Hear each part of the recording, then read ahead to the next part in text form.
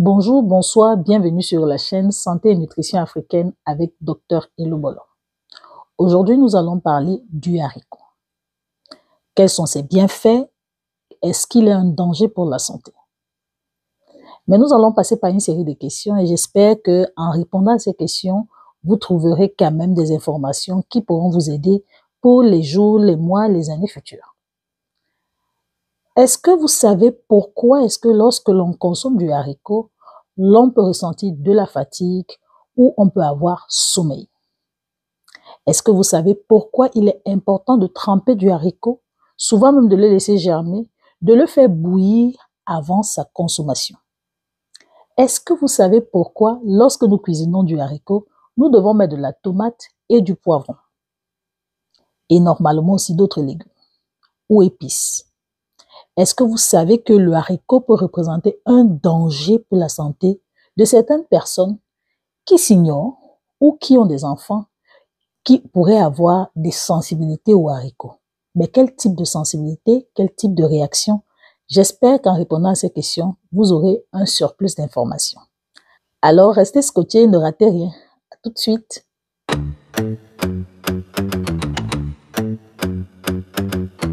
Les haricots sont des légumineuses riches en nutriments et constituent une excellente source de protéines végétales, de fibres alimentaires, de vitamines et de minéraux, notamment le fer, le magnésium, le potassium, le phosphore, les vitamines B comme la vitamine B6.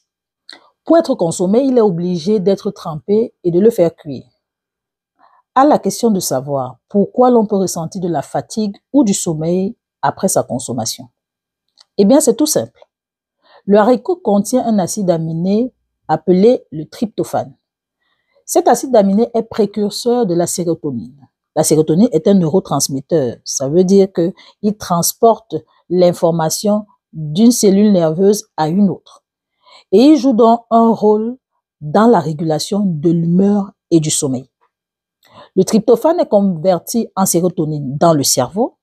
Et c'est cette sérotonine qui peut ensuite être convertie en mélatonine, une hormone qui régule le cycle de veille et du sommeil.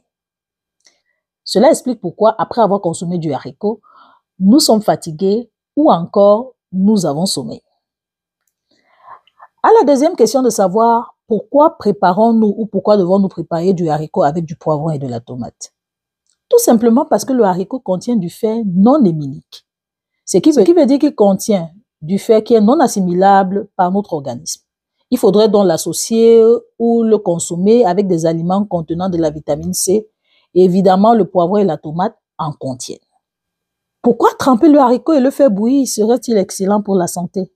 Tout simplement, le haricot contient des composés appelés phytates qui peuvent inhiber ou réduire l'absorption du fer et d'autres minéraux. De ce fait, le trempage, la germination ou la cuisson permet d'en réduire la teneur. Comment le haricot peut représenter un danger pour la santé de certains d'entre nous? En dehors des ballonnements que le haricot peut donner par des FODMAP ou bien sa richesse en fibres, le haricot peut causer des hémolyses ou encore des anémies qui peuvent aller de modérées à sévères chez certaines personnes qui sont sensibles, mais surtout qui ont un déficit en G6PD. La G6PD, c'est le glucosylphosphate déshydrogénase, ce qui peut donc provoquer, comme je l'ai dit tantôt, des anémies. Anémie causée par des hémolyses qui vont entraîner la destruction de cellules sanguines. Qu'est-ce qu'il faut donc faire pour ces personnes? C'est justement d'éviter de consommer du haricot et cela passe par un bilan médical qui doit être fait et un suivi avec un nutritionniste. Vous me demanderez sûrement, mais comment est-ce que le haricot peut le faire et on continue de le consommer? Ce n'est pas tout le monde qui a ce déficit. Ce déficit, généralement, touche la population africaine. C'est la raison pour laquelle, si votre enfant fait des anémies à répétition, qu'il a des douleurs articulaires, qu'il a un ictère ou jaunisse, excepté si on a diagnostiqué une drépanocytose, il se pourrait qu'il soit atteint de favisme. Alors, il est important de consulter un médecin qui va justement établir un bilan. Évidemment, il sera aussi suivi par un nutritionniste pour lui permettre de comprendre la portée de sa maladie et les aliments qu'il doit éviter pour ne pas justement arriver au niveau d'avoir une anémie hémolytique.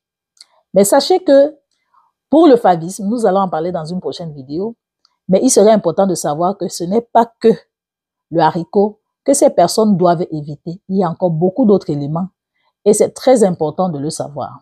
Cette maladie est transmise par le chromosome X de la femme. C'est la mère qui est porteuse de ce gène et qu'elle peut le transmettre. Et maintenant, cette maladie est plus sensible chez les garçons. Elle est plus révélatrice chez les garçons. En fait, on parle de dominance chez les garçons. Exceptionnellement chez certaines filles, mais le cas est rare. Alors, avec tout ça, nous apprenons que le haricot ou tout autre aliment n'est pas un aliment anodin. Quand nous le consommons, nous retrouvons des techniques, des tactiques, des conduites alimentaires observées qui existent depuis des millénaires, mais en fait qui ont une base nutritionnelle qui est très importante. L'art culinaire est important, l'art culinaire est une science. J'espère que cette vidéo vous aura plu et vous aura apporté un supplément d'information et j'espère que vous serez scotché pour les prochaines vidéos. Alors n'oubliez pas de vous abonner, de liker, de partager et surtout d'en apprendre plus. À très bientôt.